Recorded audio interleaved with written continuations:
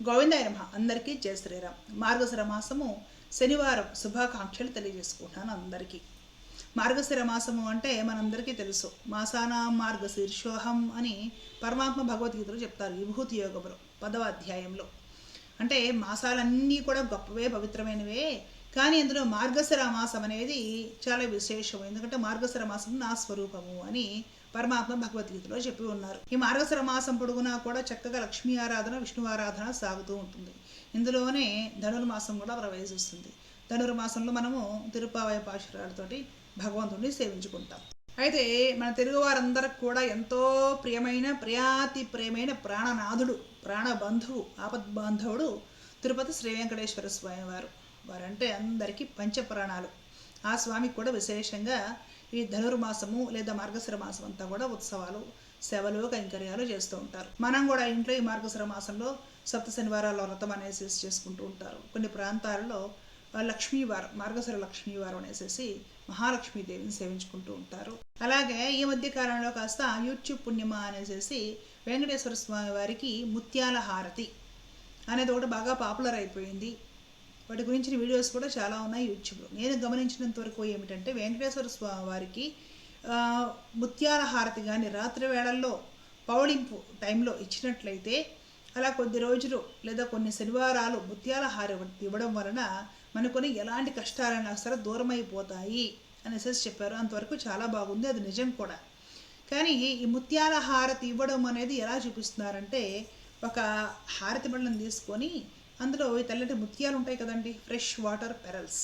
ఆ ముత్యాలు ఇలా వేసేసి మధ్యలో ఒక హారతి కర్పూరం పెట్టేసి దాన్ని దేవుడికి హారతి ఇస్తూ ఇట్లా ముత్యాలు వేసేసి హారతి కంచంలో హారతి ఇవ్వడం వలన, ఇలా కొన్ని వారాలు చేయడం వలన ఎన్నెన్ని కష్టాలు, దుర్భర దారిద్ర్యాలు కూడా భగవద్ అనుగ్రహం వలన దూరం అయిపోతాయి అని చెప్తున్నారు.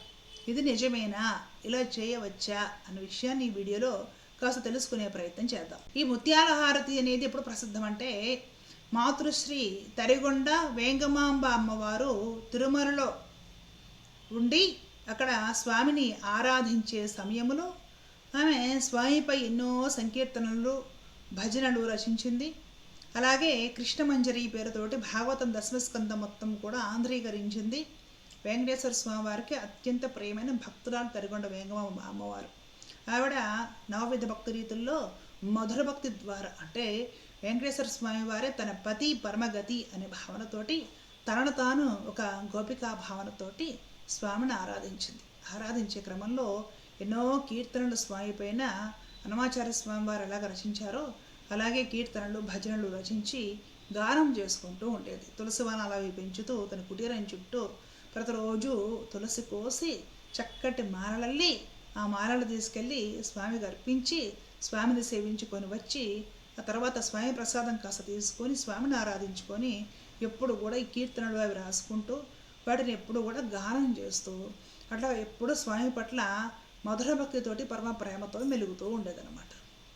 వెంకటేశ్వర స్వామి వారికి కూడా తరిగొండ వేంగమాంబ అమ్మవారు అంటే చాలా చాలా చాలా ప్రేమ. స్వామివారు నారద మహర్షి చెప్తారన్నమాట, నేను గొప్ప గొప్ప వేదాలు, వేదాంతాలు ఇవన్నీ కూడా నాకు ఎక్కడైనా పారాయణం చేస్తూ ఉంటే, లేదా పెద్ద పెద్ద యజ్ఞాలు, యాగాలు, హోమాలు లాంటివి చేస్తూ ఉంటే అక్కడ ఉంటానో ఉండనో నేను చెప్పలేను. కానీ ఎక్కడ నా భక్తులు మైమరిచిపోయి నన్ను పాడుతూ ఉంటారో, మనసు బారేసుకొని నన్నే ప్రేమిస్తూ ఉంటారో వాళ్ళ దగ్గరికి మాత్రం పరిగెత్తుకుంటూ వెళ్ళి వాళ్ళ దగ్గర నేను ఉంటాను, నాకు వాళ్ళు ఆనందం కలిగిస్తారు అని చెప్పారు.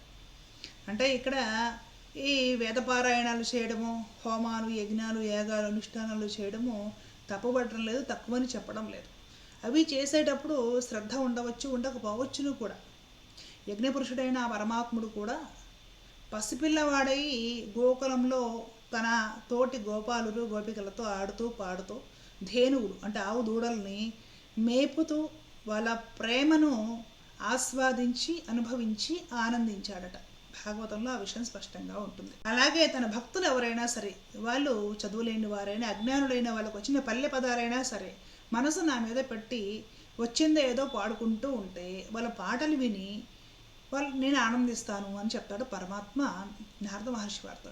అలాగే తరిగొండ వేంగమాంబ అమ్మవారు కూడా ఎప్పుడు కూడా పాటలు రాసి స్వామివారిపై గానం చేస్తూ ఉండేదట. స్వామివారు ఆ పాటలు వినడానికి అనేసి ఆనంద నిలయం విడిచిపెట్టేసి తరిగొండ వెంగమాంబ అమ్మవారి కుటీరంలోకి వచ్చి ఆ కుటీరంలో ఒక ఉయ్యాల బల్ల ఉంటే ఆ ఉయ్యాలో కూర్చొని ఊగుతూ ఈవిడ పాడే పాటలు విని ఆనందిస్తూ మళ్ళా సేవా వేళకి ఆలయంలోకి వెళ్ళిపోయేవాట. అలాగా అర్చక స్వాములు తరిగొండ వెంగమాంబ అమ్మవారి కుటీరంలో స్వామి ఉయ్యాల ఊగుతూ పాటలు వింటుంటే రెడ్ హ్యాండెడ్గా పట్టుకున్నారు కూడా. అలాంటి లీలలు ఎన్నో ఉంటాయి మనకి తిరుమల చరిత్రలో చూసుకుంటే. సరే, వెంగమాంబ అమ్మవారు కాస్త ఆరంభంలో కష్టాలు ఎదుర్కొన్న అవమానాలు సహించిన ఒక మహిళ, పూర్వసువాసిని కాబట్టి ఆనాటి సమాజం దృష్ట్యా కొన్ని ఇబ్బందులు, ఒడిదుడుకులు, అవమానాలు సహించినా సరే తర్వాత ఆవిడ భక్తి ప్రపత్తులు అందరూ కూడా తెలుసుకున్నారు, మెచ్చుకున్నారు, ఎంతో ఆమెను గౌరవించారు.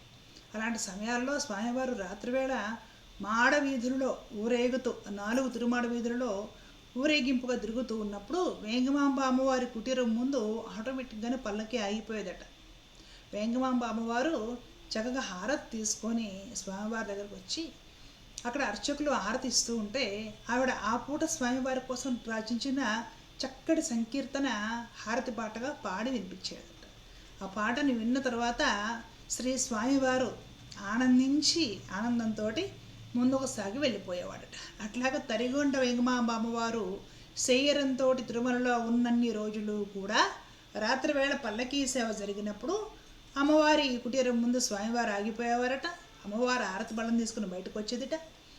అదే అర్చకులు ఆరతిస్తూ ఉంటే అమ్మవారు ఆ పూట స్వామివారి కోసము రాసిన సంకీర్తనని చక్కగా పాడుతూ సేవించుకునేదట.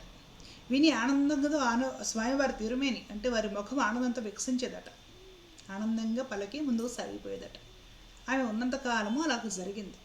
దానికి తరిగొండ వెంగమాంబ ముత్యాల హారతి అని పేరు. కంచంలో ముత్యాలు ఉండటం కాదండి, అక్కడ గుర్తుపెట్టుకోవాలి. ముత్యాల లాంటి చక్కటి అక్షరాలు, పదాలు కూర్చి మంచి హారతి కీర్తన రాసి పెట్టేదట స్వామివారి ముందు పాడాలి అనే ఉద్దేశంతో.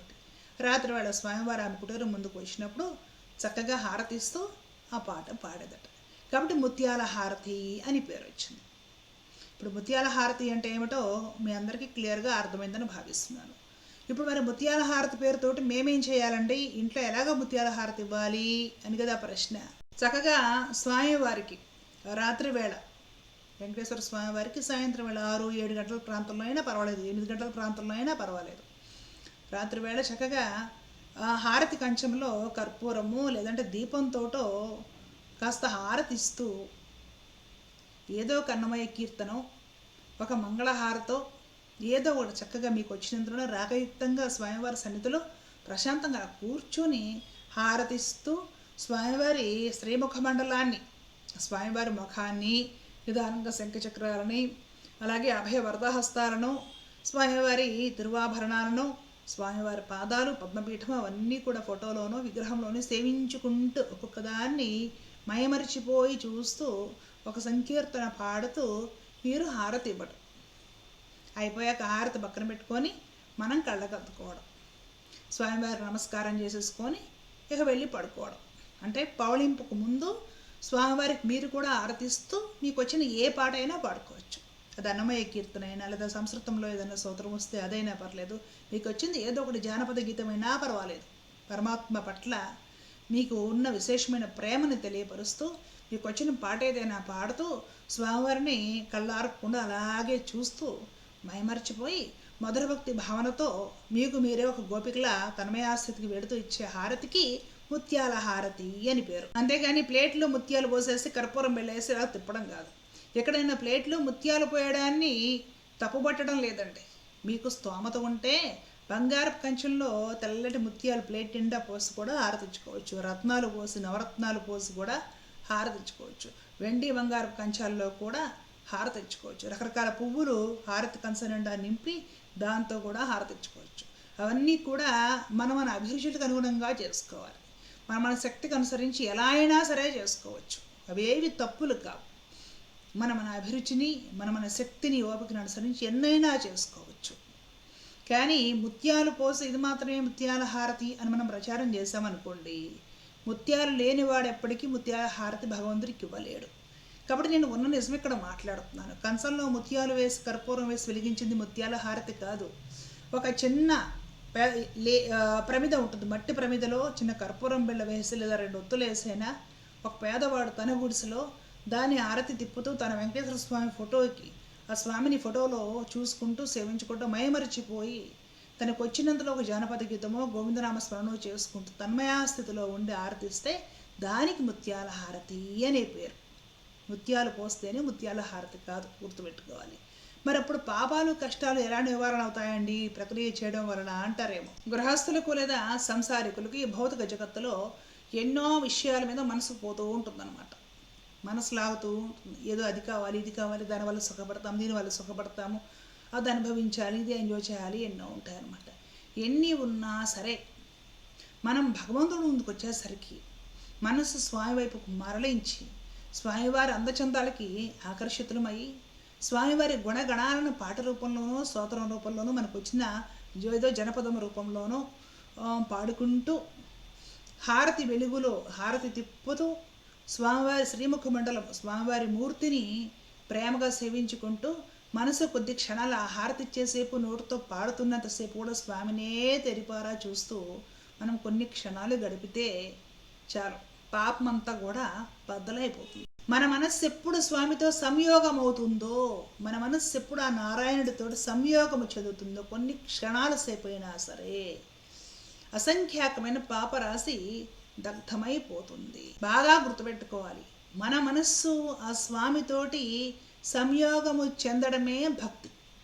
అలాగ కొన్ని క్షణాలు రోజుకి సంయోగము చెందిన చాలు మనం తరిస్తున్నాము అని దానికి అర్థం, పాపము తగ్గిపోతుంది అని దానికి అర్థం. ధ్యానము కుదురుతుందో లేదో మీరే ఒకసారి పరీక్షించుకోండి. ఒక చిన్న అరతకంచం తీసుకొని దాంట్లో కర్పూరమో 2 ఒత్తులో వేసుకొని చక్కగా వెలిగించి వెంకటేశ్వర స్వామి ఫోటోకో విగ్రహానికో అలా తిప్పుతూ ఆ వెలుగులో స్వామిని సేవించుకుంటూ చూస్తూ దీక్షగా కొన్ని క్షణాల పాటు జగము ఇల్లు అగిలి మర్చిపోయి ఈ మనస్సు స్వామి వైపు తిప్పామనుకోండి, ఆ ప్రేమానుభూతికి లోనయ్యామనుకోండి, ఆ కాసేపు మనం భగవంతుడిని ధ్యానించినట్లు కాదా. మన మనస్సు భగవంతుడి ధ్యానంలోకి వెళ్ళింది అంటే పాపం ఆటోమేటిక్గా దగ్ధమైపోతుంది అని మనం అర్థం చేసుకోవాలి. మనకి పూజల్లోనే ధ్యానము అనే ప్రక్రియ, భగవంతుడికి హారతి ఇచ్చే విధానము, భగవంతుడిని సేవించే విధానం ఇవన్నీ ఏర్పాటు చేస్తుంది. ఎందుకంటే భగవంతుడి దగ్గర మనము సమక్షంలో కాసేపు సేవ చేయడం కోసం కూర్చొని స్వామికి బాగా స్వామిని చూస్తూ చూస్తూ చూస్తూ స్వామి సంయోగాన్ని అనుభవిస్తాం. స్వామిని చూస్తూ మైమర్చిపోతూ ఆ కాసేపు ఆ స్వామిలోకి మన మనసు వెళ్ళిపోతుంది అన్నమాట. మనస్సులో స్వామి స్థిరపడతాడు ఆ కాసేపు. ఆ విధంగా భక్తి కుదుర్చుకొని భక్తిని పెంచుకోవడం కోసం ఎప్పుడు ఈ భక్తి కుదురుతుందో భక్తి పెరుగుతుందో ఈ విషయవాసనలన్నీ తగ్గిపోతూ వస్తాయన్నమాట. పూర్వజన్మ కొన్ని దుష్ట సంస్కారాలు ఉంటే అవి కూడా కట్ అయిపోతూ వస్తాయి. ఉన్నతమైన సంస్కారాలు, సాత్వికమైన ధోరణి, అలాగే వికారాలు లేకుండా మనస్సు కాస్త ఇంద్ర నిగ్రహం కలిగి ఉండడము, ఇవన్నీ కూడా నిదానంగా ఈ సాధన ద్వారా మనం అలవర్చుకుంటాం. మనం ఎప్పుడు ఇలాంటి మంచి విషయాలు అలవర్చుకుంటూ వెళతామో ఆటోమేటిక్గా పాపం అనేది ధ్వంసం అయిపోతుంది. భగవంతుడికి మనం దగ్గర అయ్యే కొద్దీ, ఒక్కొక్క అడుగు వేసే కొద్దీ మనము ఈ భౌతిక జగత్తుకు తాత్కాలికమైన అశాశ్వతమైన విషయాలకి దూరం అవుతూ ఉంటాం. భౌతిక జగత్తులో ఉన్న దాన్ని మనం పెద్దగా పట్టించుకోము, దానికి ఇంపార్టెన్స్ ఇవ్వం మనం. అలాంటి స్థితిలోకి వెళ్ళిపోవడమే సాధన అంటే. కాబట్టి దానికి తోడ్పడేదే వేంగమాంబ ముత్యాల హారతి అయినా, హనుమాచార్య స్వామి వారి సంకీర్తనలైన, లేదా సంస్కృత భాషలో ఉన్న ఎన్నో స్తోత్రాలు లేదా శ్లోకాలు అయినా, అష్టోత్తర శతనామావళులైన, పద్యాలైన, పాటలైన, ఇవన్నీ కూడా పరమాత్మకు మనల్ని దగ్గర చేయడం కోసం. ఆ కోవలోదే మన మాతృశ్రీ తరిగొండ వేంగమాంబ అమ్మవారి ముత్యాల హారతి కూడా. ముత్యాలు ఉన్న వాళ్ళు ముత్యాలు వేసుకుని ఇచ్చుకోండి, ముత్యాలు లేకపోయినా పర్లేదు. హారతి కంచంలోనో మట్టి ప్రమితలోనో ఒక చిన్న దీపం పెట్టైనా సరే స్వామికి తిప్పుతూ మీకు వచ్చింది పాడుకుంటే అదే ముత్యాల హారతి. పేదవాడు ఎలా చేసుకోండి, ధనం ఉన్న వాళ్ళు మీ పరిస్థితికి తగ్గట్టుగా మీరు చేసుకోండి. ముత్యాలు వేస్తేనే ముత్యాల హారతి అనేది మాత్రం కరెక్ట్ కాదు. అక్కడ ముత్యాలు భౌతికమైన ముత్యాలు కాదు, తెల్లటి ఈ ఫ్రెష్ వాటర్ పెరల్స్ కాదు. ముత్యాలు అంటే తరిగొండ వెంగమాంబ అమ్మవారు ముత్యాలలా కూర్చిన అందమైన కీర్తనలు అని అర్థం. ఆమె కీర్తనలు వస్తే ఆమె పాడుకోండి, లేదా అన్నమయ్య కీర్తనలు పాడుకోండి, హిందీ తెలిసిన వారు మీరాబాయి కీర్తనలు పాడుకోండి, సూరదాస్ కీర్తనలు పాడుకోండి, తమిళం తెలిసిన వాళ్ళు తమిళంలో భాషరాలు పాడుకోండి, మీ ఇష్టం. సంస్కృతంలో శ్లోకాలు స్తోత్రాలు పాడుకోండి. మీకు ఏం వచ్చో వాటిని అర్థానుసంధానం చేసుకుంటూ స్వామివారిని చూస్తూ పరవశిస్తూ పాడుకుంటే అదే ముత్యాల హారతి. కాబట్టి ఈ విధంగా ముత్యాల హారతి పద్ధతిలో చక్కగా సంకీర్తనలు అవి పాడుకుంటూ మార్గశిర మాసం ధనుర్మాసం అంతా కూడా స్వామిని సేవించుకొని మానవ జన్మను తరింపజేసుకోవచ్చు. మనం ఆ కోరికలు ఎలా తీరుతాయి అంటే, మీరు పరమాత్మను ప్రేమిస్తూ ఉంటే, సేవిస్తూ ఉంటే మీ క్షేమం చూడడం ఆయన కర్తవ్యం. అనన్యాశ్చింతయంతో మాం ఏ జనాః పరీపాసతే తేషాం నిత్యాభియుక్తానం యోగక్షేమం వహామ్యహం అని పరమాత్మ భగవద్గీతలో అర్జునుడికి ఇచ్చిన ప్రమాణం ఇదే. అనన్యమైన భక్తుడు ఎప్పుడు నా చింతనలో ఉంటే మరి నా పని ఏంటంటే ఆయన యోగక్షేమాలు వహించడం నా పని అని స్వామివారు చెప్పింది అబద్ధము కాదు కదా, 100% నిజము. కాబట్టి మన భారము స్వామిది. స్వామిని ప్రేమించడము సేవించడము అనేది మన కర్తవ్యం. అందరూ చక్కగా మార్గశిర మాసం అంతా కూడా భగవంతుడిని సేవించుకొని భగవద్ అనుభూతిని పొందండి. మానవ జన్మను సార్థకం చేసుకోండి. ధర్మో రక్షిత రక్షిత. జై శ్రీమన్నారాయణ. కృష్ణార్పణ.